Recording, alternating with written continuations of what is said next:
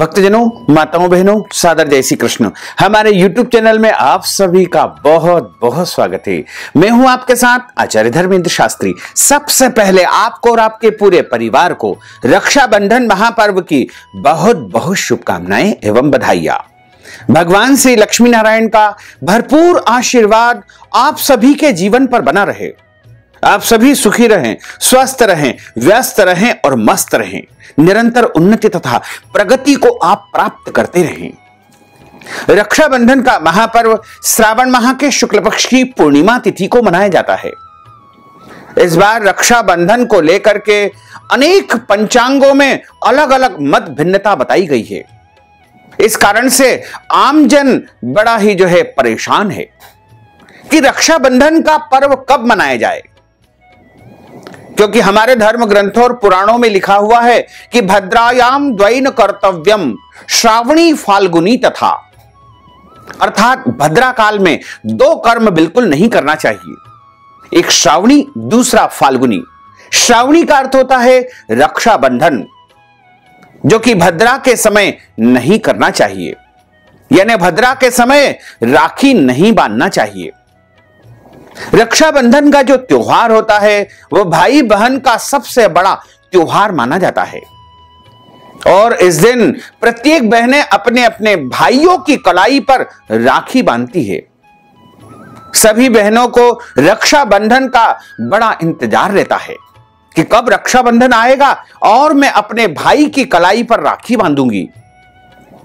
इस बार रक्षाबंधन का जो महापर्व है वो 11 अगस्त 2022 गुरुवार को है, लेकिन इस बार बड़ी ही विचित्र स्थिति निर्मित हो चुकी है, क्योंकि जो पूर्णिमा तिथि है वो 11 अगस्त 2022 गुरुवार को सुबह 10:38 से आरंभ हो रही है, जो कि अगले दिन यानी 12 अगस्त 2022 शुक्रवार को सुबह 7:05 तक रहेगी।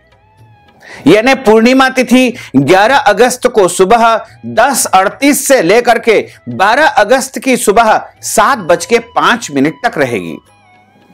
हमारे धर्म ग्रंथों और पुराणों में लिखा हुआ है कि अपराह्न व्यापिनी जो पूर्णिमा है उसमें रक्षाबंधन का पर्व मनाना चाहिए, तथा चंद्रोदय व्यापिनी जो पूर्णिमा होती है उस दिन व्रत करना चाहिए।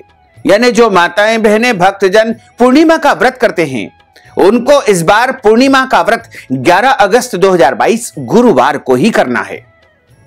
और अपराह्न व्यापिनी पूर्णिमा यानी जिस दिन 18 घटी से लेकर के 24 घटी पूर्णिमा तिथि रहे उसी दिन रक्षाबंधन का पर्व मनाना चाहिए। लेकिन भद्रा काल में कभी भी रक्षाबंधन का त्योहार नहीं मनाना चाहिए। इस बार जैसे ही पूर्णिमा आरंभ होगी यानी 11 अगस्त 2022 गुरुवार को जब सुबह 10:38 से पूर्णिमा तिथि आरंभ होगी, वैसे ही भद्रा भी लग जाएगी। क्योंकि 10:38 तक चतुर्दशी तिथि है। चतुर्दशी तिथि को रिक्ता तिथि माना जाता है, इसलिए चतुर्दशी तिथि में कभी भी रक्षाबंधन नहीं करना चाहिए और भद्रा काल में भी कभी रक्षाबंधन नहीं करना चाहिए। हालांकि आप भगवान का पूजन करें, अपने ठाकुर जी का पूजन करें तो उनको प्रातःकालीन वेला में राखी चढ़ा सकते हैं। लेकिन चतुर्दशी तिथि है, जब हम स्वयं राखी नहीं बांधेंगे तो प्रभु को कैसे अर्पण कर सकते हैं।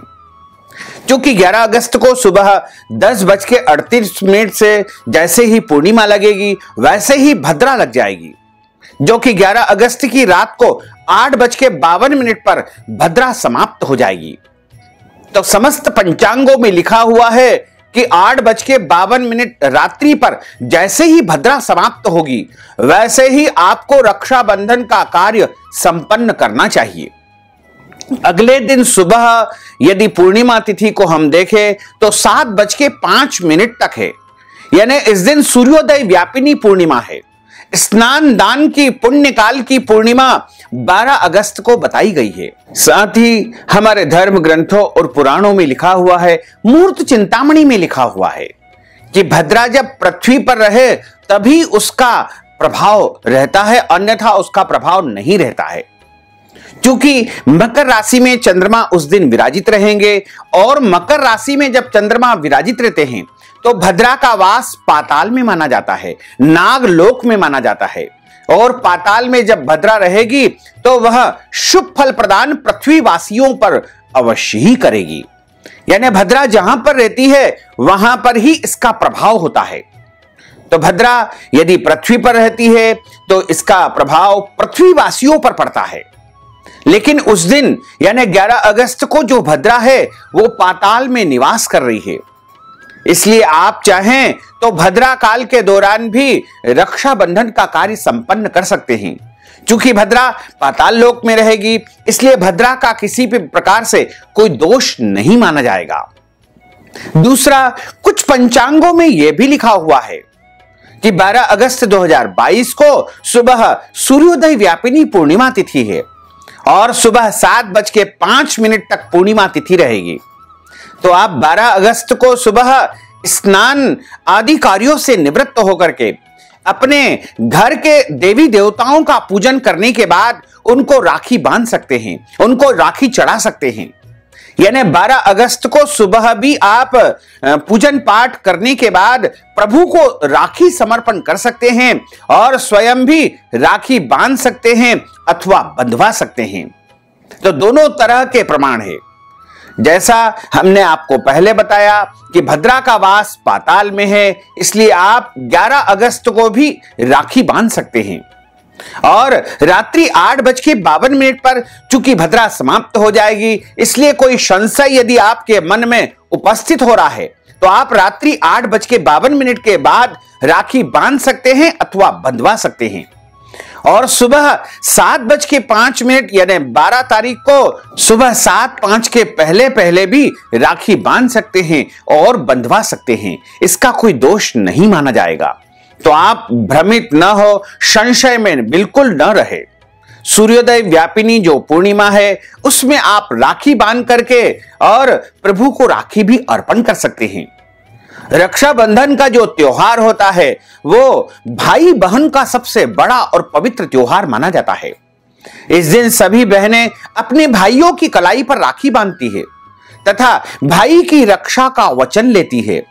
और भाई जब अपनी बहन से राखी बंधवाता है तो अपनी बहन की सुरक्षा का वचन भी लेता है और उसके बदले में अपनी बहन को कुछ न कुछ उपहार स्वरूप वस्तु या नगद राशि वह प्रदान करता है। रक्षाबंधन के दिन आप अपने इष्ट देव को राखी समर्पित करें, अपने प्रभु को राखी समर्पित करें।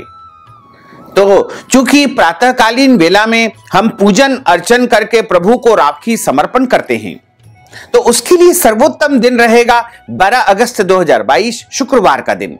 सुबह आप जल्दी उठे, स्नान करें और उसके बाद प्रभु का पूजन अर्चन करने के बाद 7:05 के पहले पहले आपको प्रभु को राखी समर्पित कर देना चाहिए। उसके बाद अपने भाई की कलाई पर राखी बांधे और उस दिन अपने घर की प्रत्येक वस्तुओं को, जैसे अपने वाहन को, 4 पहिया वाहन, 2 पहिया वाहन या जो भी वाहन आपके पास उपलब्ध है उसको भी अवश्य राखी बांधे तथा अपने घर की प्रत्येक वस्तुओं को राखी बांधे, अपनी तिजोरी को राखी बांधे और अपने घर में जो जो भी उपयोगी वस्तु होती है उन सभी को राखी अवश्य बांधना चाहिए। रक्षाबंधन का जो त्योहार होता है वह बड़ा पावन और पवित्र तथा प्रेम एवं सौहार्द का त्योहार माना जाता है और इस दिन सभी बहनें अपने अपने भाइयों को राखी बांधने की तैयारियां पूरे विधि विधान से करती है। सबसे पहले आप राखी बांधने के लिए एक थाली सजाएं और थाली में आपको रोली, अक्षत कभी भी उसमें टूटे फूटे नहीं होना चाहिए क्योंकि अक्षत कभी भी क्षत नहीं होना चाहिए। साबुत चावल अच्छे से ले ले, उन्हें अक्षत कहा जाता है। रोली, कंकु जिसे कहा जाता है वो रख ले। आजकल केमिकल युक्त जो कंकु बाजार में आता है उससे कई बार मस्तिष्क पर रिएक्शन की स्थिति भी निर्मित हो जाती है। इसलिए शुद्ध कंकु जिसे हल्दी कंकु कहा जाता है वो आप अपनी थाली में रख लेवे। हल्दी भी उसके साथ रख लेवे।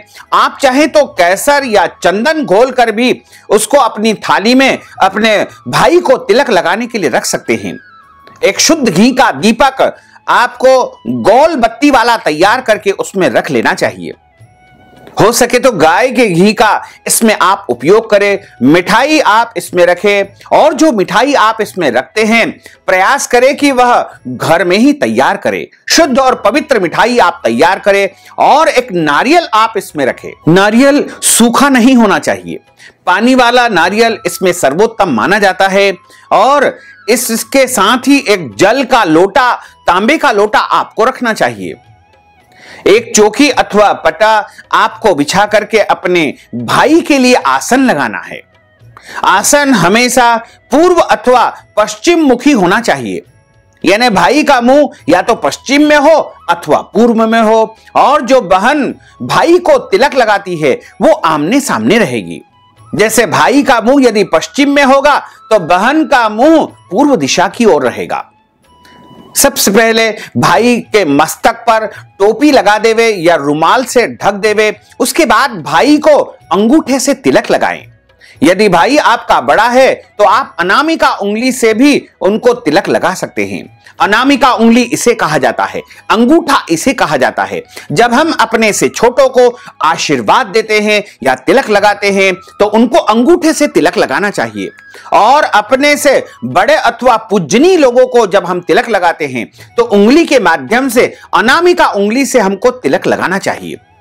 तथा जब हम अपने पूर्वजों को अथवा पितरों को तिलक लगाते हैं तो इस उंगली के माध्यम से हमको तिलक लगाना चाहिए। इस प्रकार आप अपने भाई को सबसे पहले तिलक लगाएं, उसके बाद उसके ऊपर अक्षत लगाएं और अक्षत लगाने के बाद में अपने भाई के हाथ में नारियल रख देवे, कुछ उसमें सिक्का अथवा रुपया रख देवे और उसके बाद भाई की सीधी कलाई पर राखी बांध देवे। राखी में कम से कम 5 गठाने आपको लगाना चाहिए और राखी बांधने के बाद भाई को मिठाई खिलाएं और आरती करें। आरती करने के बाद दोनों तरफ जल आपको डाल देना चाहिए। उसके बाद भाई जब राखी बंधवा ले तो अपनी बहन को कुछ न कुछ उपहार अवश्य प्रदान करें। कोई वस्तु दे सकते हैं, नगद राशि दे सकते हैं। अपनी हैसियत या श्रद्धा के अनुसार अपनी अपनी बहनों को कुछ न कुछ उपहार अवश्य ही प्रदान करना चाहिए। उपहार छोटा या बड़ा उसका कभी भी कोई प्रमाण नहीं होता है, वह श्रद्धा और प्रेम से ही दिया जाता है। और इस प्रकार आप रक्षाबंधन का त्योहार मनाएं तो अति उत्तम रहेगा। साथ ही रक्षाबंधन जब किया जाता है तो उस दिन बहनें व्रत करती है। तो यदि आपको कोई दवाई लेना है, गोली लेना है तो आप पहले अच्छी प्रकार से फलाहार कर लेवे, गोली लेवे, दवाई लेवे, कोई दोष नहीं होता है। और रक्षाबंधन के दिन जब आप राखी बांध लेवे उसके बाद आप भोजन कर सकते हैं। भगवान को भोग लगाने के बाद स्वयं भोजन प्रसाद आप ग्रहण कर सकते हैं, कोई दोष नहीं रहेगा। इसी तरह यदि आपके घर परिवार में जन्म अथवा मृत्यु का सूतक लगा हुआ है तो ऐसी परिस्थिति में आप रक्षाबंधन के दिन व्रत कर सकते हैं, व्रत के नियमों का पालन कर सकते हैं, पूजन पाठ नहीं कर सकते हैं, राखी भी नहीं बांध सकते हैं और बंधवा भी नहीं सकते हैं, क्योंकि सूतक के दौरान किसी भी प्रकार का कोई उत्सव नहीं मनाया जाता है। सूतक के दौरान दान पुण्य नहीं किया जाता है, सूतक के दौरान किसी को आशीर्वाद नहीं दिया जाता है। तो आपके घर परिवार में सूतक है तो आप राखी न तो बंधवाए न ही बांधे। और यदि माताएं बहनें मासिक धर्म या पीरियड की अवस्था में रहती है तो ऐसी अवस्था में वो स्वयं राखी न बांधते हुए किसी और के माध्यम से राखी बंधवा देवे। साथ ही रक्षाबंधन का जो त्योहार होता है वो श्रावण माह के शुक्ल पक्ष की पूर्णिमा तिथि से लेकर के जन्माष्टमी तक मनाया जाता है। यानी आप यदि राखी के दिन नहीं बांध सकते हैं राखी तो अगले दिन पड़वा के दिन या दूज के दिन, इस प्रकार कुल मिलाकर के जन्माष्टमी तक आप रक्षाबंधन का त्योहार मना सकते हैं। और रक्षाबंधन के दिन दाढ़ी कटिंग शेविंग नहीं करवाना चाहिए, झूठ नहीं बोलना चाहिए, नाखून नहीं काटना चाहिए, शरीर के अंग को कोई भी बाल काटना या कटवाना वर्जित माना जाता है। साथ ही इस दिन झूठ नहीं बोलना है, क्रोध नहीं करना है, वाद विवाद नहीं करना है। खास तौर पे आपको ध्यान रखना चाहिए कि रक्षाबंधन के दिन यानी राखी के दिन अपनी बहन से लड़ाई झगड़ा बिल्कुल नहीं करना है, अपनी बहन का दिल इस दिन नहीं दुखाना है। साथ ही आप इस दिन लहसुन, प्याज, मांस, मदिरा का उपयोग बिल्कुल न करें। इस दिन शुद्ध और पवित्र भोजन का उपयोग करें। भोजन में आप लहसुन प्याज का उपयोग भी बिल्कुल न करें और पवित्र भोजन तैयार करके पहले भगवान को भोग लगाएं, उसके बाद ही पूरे परिवार के साथ में आपको भोजन ग्रहण करना चाहिए। तो इस तरह यदि आप राखी का त्योहार मनाएंगे तो आपको महान पुण्य फल की प्राप्ति हो सकेगी। तो भक्तजनों, माताओं, बहनों, अगर आप रक्षाबंधन के निमित्त कोई भी दान पुण्य करना चाहते हैं तो आप हमारे पेटीएम के माध्यम से, गूगल पे के माध्यम से, फोन पे के माध्यम से या अकाउंट नंबर के माध्यम से नगद राशि पहुंचा करके रक्षाबंधन का संपूर्ण पुण्य लाभ प्राप्त कर सकते हैं। अगर आपके मन में किसी भी प्रकार का कोई प्रश्न है तो आप कमेंट बॉक्स में लिख करके अवश्य भेजें, हम आपको जवाब अवश्य ही प्रदान करेंगे। तो आप सभी से अनुरोध है कि इस ज्ञानवर्धक वीडियो को अधिक से अधिक लोगों को शेयर करिएगा, लाइक करिएगा, कमेंट करिएगा और यदि अभी तक आपने सब्सक्राइब नहीं किया है तो अभी और इसी समय सब्सक्राइब अवश्य कर लीजिए। आपको और आपके पूरे परिवार को सादर जय श्री कृष्ण, सादर धन्यवाद।